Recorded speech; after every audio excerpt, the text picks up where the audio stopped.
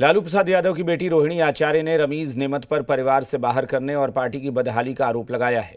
उस रमीज नेमत का क्राइम की दुनिया से पुराना नाता है। रमीज नेमत पिछले 2 साल से तेजस्वी यादव की टीम का एक प्रमुख हिस्सा रहा है और इस बार चुनाव में वार रूम की जिम्मेदारी वही संभाल रहा था।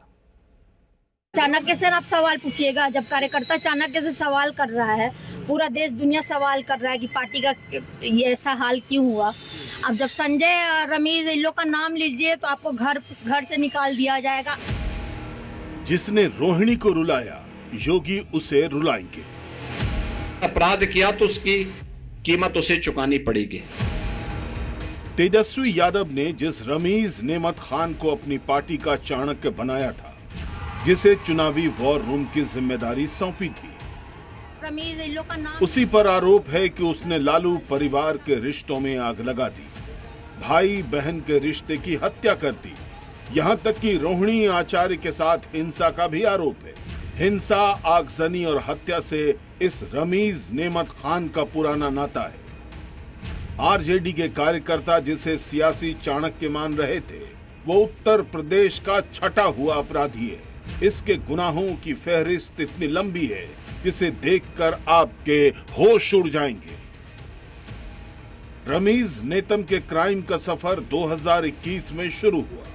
रमीज ने पहले हिंसा और आगजनी करके आपराधिक दुनिया में कदम रखा और 2024 आते आते हत्याओं का मुख्य आरोपी बन गया। आज की तारीख में रमीज पर कुल 11 मुकदमे दर्ज है।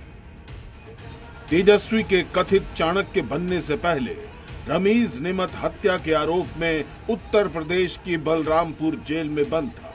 इसी साल अप्रैल में जमानत पर जेल से छूटा और बिहार भाग गया। पहले आप रमीज नेमत खान के बारे में जान लीजिए, फिर आपको रमीज की बिहार वाया उत्तर प्रदेश वाली सियासी क्रोनोलॉजी भी समझाएंगे।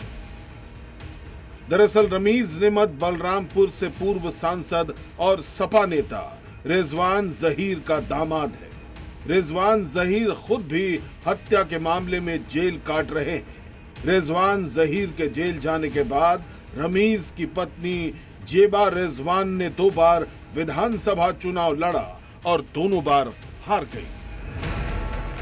ससुर के जेल जाने के बाद रमीज ने उनकी राजनीतिक विरासत को संभालना चाहा, लेकिन सियासी रंजिश में उसने तुलसीपुर के पूर्व चेयरमैन फिरोज पप्पू की हत्या करा दी, जिसके बाद रमीज और उसकी पत्नी दोनों ही जेल चले गए। इतना ही नहीं, रमीज पर अपनी ही क्राइम और बिजनेस पार्टनर की हत्या का आरोप भी है, जिसका केस यूपी के कौशाम्बी जिले में दर्ज है। रोहिणी आचार्य मामले में जब रमीज नेमत का नाम सामने आया तो बलरामपुर में हड़कंप मच गया। पूर्व चेयरमैन फिरोज पप्पू के भाई ने वीडियो जारी करके रमीज की क्राइम कुंडली दुनिया के सामने रख दी। रोहिणी का जो बयान आया, रोहिणी दीदी का, तो उनका दर्द मैं समझ सकता हूँ। ये रमीज का जो नाम इन्होंने लिया है, ये रमीज हमारे यहाँ का ही है। ये पूर्व सांसद रिजवान जहीर का दामाद है और बहुत बड़ा अपराधी है भाई। ये तो हमारे भाई के हत्या में जो है जेल में बंद था। अभी तो इसने जमानत पाके जाके सीधे तेजस्वी के यहाँ अपना शरण लिया। यूपी में तो इसका कोई ठिकाना था नहीं। अफरोज का साफ आरोप है कि लालू परिवार को आज भी जंगल राज ही पसंद है।